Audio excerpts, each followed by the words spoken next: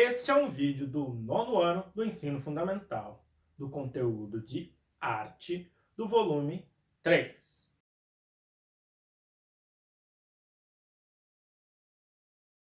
Olá, tudo bem? Meu nome é Heitor, o seu professor de arte. Você lembra do que a gente falou no vídeo passado? Vou dar um tempinho para você lembrar. Ou quem sabe até reassistir o vídeo. Vai que se você gosta de ver esse rostinho bonito de novo. Nós falamos da performance art, em como no século XX as relações do corpo foram importantes para o desenvolvimento de outros tipos de arte, em como pensar essa relação. Falamos também do padrão de beleza imposto pela mídia, que nada mais é do que a massificação dos corpos para vender mais produtos. Faz sentido quando eu estou falando de margarina, mas não faz nenhum sentido quando eu estou falando de seres humanos, de carne e osso. Hoje, a gente vai continuar explorando esses novos paradigmas da arte, falando da happening art, ou dos happening. Mas primeiro, você sabe o que happening quer dizer? Uma tradução literal de happening seria acontecendo. Então, na arte happening, o acontecimento é o que importa.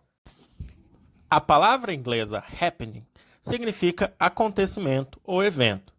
O termo foi utilizado pela primeira vez para se referir à arte em 1959, pelo artista Alan Capro. O happening se caracteriza como um evento que mistura teatro, música, dança e artes visuais, muitas vezes improvisados, sem um roteiro definido. Apesar de ser uma obra planejada, leva em conta o acaso e principalmente a participação do público, que deixa de ser simples espectador para ser parte da obra. Nesse sentido, adota procedimentos das artes cênicas, já que as pessoas representam papéis, às vezes a si mesmos.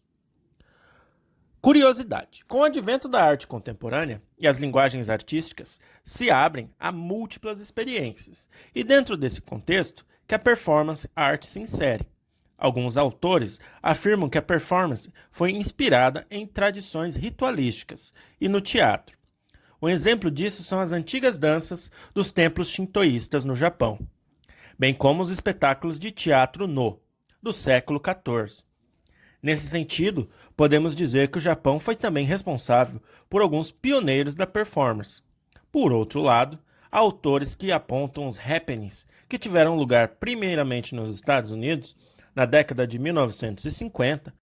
O happening é construído enquanto ocorre o imprevisível, o improviso e a espontaneidade. Alguns artistas consideram o happening um acontecimento teatral espontâneo sem trama. Para outros, como o artista Alan Capro, por meio dos happenings, era possível tirar a arte das telas e trazê-la para a vida. Essa linguagem proporcionou ao público o entendimento de um evento como um espetáculo visual, com ações indeterminadas que propiciam o surgimento de um acontecimento artístico. O happening oferece ao visitante um ambiente em que sua ação pode ser contínua e inusitada, com a intenção de provocar o corpo e o estado psicológico de seus participantes.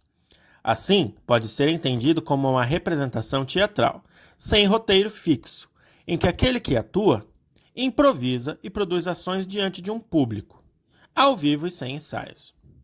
O happening conta com a sorte, com o acidental, e as situações de imprevistos ocorrem porque os participantes ignoram o que vai ou o que pode acontecer durante o evento.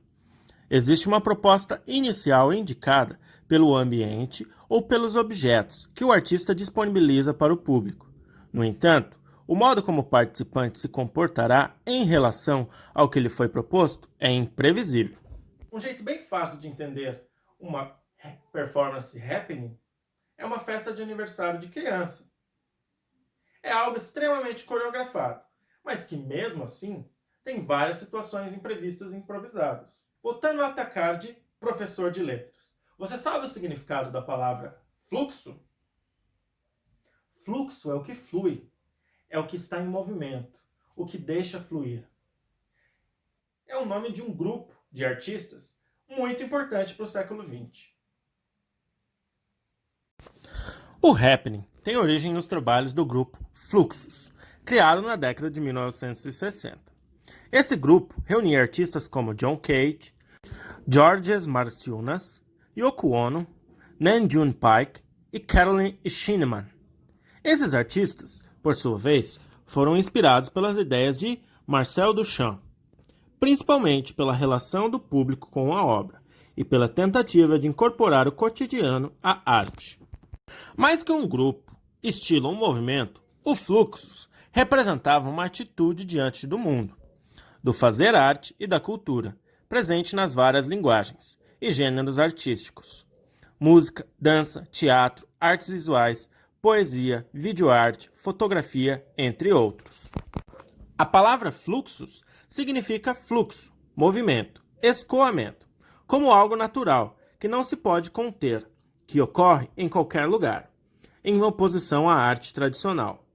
O grupo defendia uma anti-arte. A anti-arte se refere a um conjunto de conceitos e atitudes contrárias à arte, embora possam assumir, contraditoriamente, a forma de arte. É comum, por exemplo, o repúdio aos padrões artísticos convencionais, ao mercado de arte, voltado para uma elite e ao individualismo. Porém, outras formas de anti-arte recusam a arte por completo. Em alguns casos, a arte é vista como uma forma de opressão. Em outros, como um elemento que promove a separação das pessoas em relação aos elementos e situações do cotidiano. Ou seja, a arte é vista como algo à parte da vida comum, o que os simpatizantes da anti-arte rejeitam. O compromisso do grupo Fluxus era conciliar a arte e a vida. Em vez de uma arte estática e feita para ser olhada passivamente, realizada com materiais tradicionais, sons, instrumentos musicais, telas, cavaletes, tintas, pincéis, ou em recintos específicos. Eles a queriam viva, em meio ao cotidiano das pessoas e a sua vida, nas ruas, praças, calçadas, em qualquer lugar. Apropriavam-se de objetos considerados não artísticos, e inclusive do lixo e dos ruídos para construir suas obras, demonstrando que a arte não se faz apenas com tintas, pincéis e telas. Nesse século, a divisão entre as artes começou a cair. As principais representações artísticas de hoje em dia são de mixed arts, vários tipos de artes juntas. A maioria das pessoas escuta música pelo YouTube, através de uma representação visual. Já não pode se falar em música pura, mas em audiovisual. O cinema junta vários tipos de arte: fotografia, música, interpretação teatral, design de cenografia e vários outros tipos para criar um filme. E o videogame, que usa design 3D digital, a ideia de jogo, que vem lá da educação física e sempre acompanhou o ser humano, juntando tudo isso com programação. Algo que não tem, à primeira vista, nada de artístico, né? As artes de hoje em dia, muito influenciadas por esses movimentos que a gente estuda, são todas misturadas.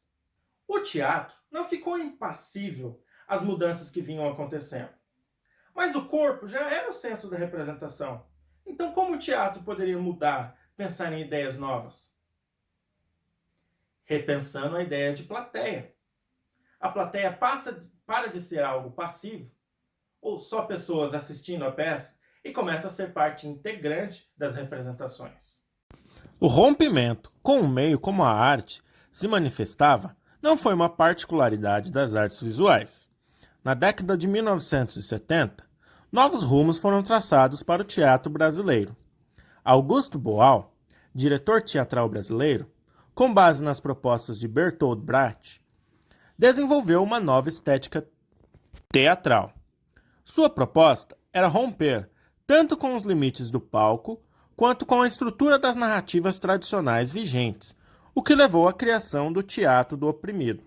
Com o intuito de mobilizar o público, a reflexão e a discussão acerca das condições opressoras presentes e estabelecidas nas várias formas de relações humanas, Boal tomou como base para a construção da cena notícias do cotidiano, veiculadas nos meios de comunicação. evidenciando assim a diversidade de olhares e de intenções aplicadas a uma mesma informação. Denominamos essa forma de manifestação cênica de teatro-jornal. O teatro-jornal surgiu em decorrência da censura imposta pela ditadura civil-militar, vigente no Brasil da década de 1970. De acordo com Augusto Boal, essa técnica era utilizada no teatro com o intuito de expor situações manipuladas pela mídia. O teatro-jornal serve para desmitificar a pretensa imparcialidade dos meios de comunicação. Se jornais, revistas e TVs vivem economicamente de seus anunciantes, não permitirão jamais que informações ou notícias verdadeiras revelem a origem e a veracidade daquilo que publicam, ou às quais interesses servem. A mídia será sempre usada para agradar aqueles que a sustentam. Será sempre a voz do seu dono. Vamos à nossa atividade? Para a nossa atividade, a gente vai pegar uma atividade do livro e dar uma adaptada. Pense em uma situação em que você já sofreu com uma opressão. Pode ser algum tipo de bullying, ou mesmo talvez pela cor da sua pele, seu cabelo ou o lugar de onde você vem. Pense alguma vez que alguém cometeu esse tipo de ato contra você. Como você se sentiu? Triste? Com raiva? Impotente? Depois, você vai criar uma performance para expressar esse sentimento. Você pode fazer só para você ou compartilhar com algum amigo. Não importa. O importante é que você transforme essa sensação em arte. Espero que tenham gostado e vejo vocês na próxima. Tchau!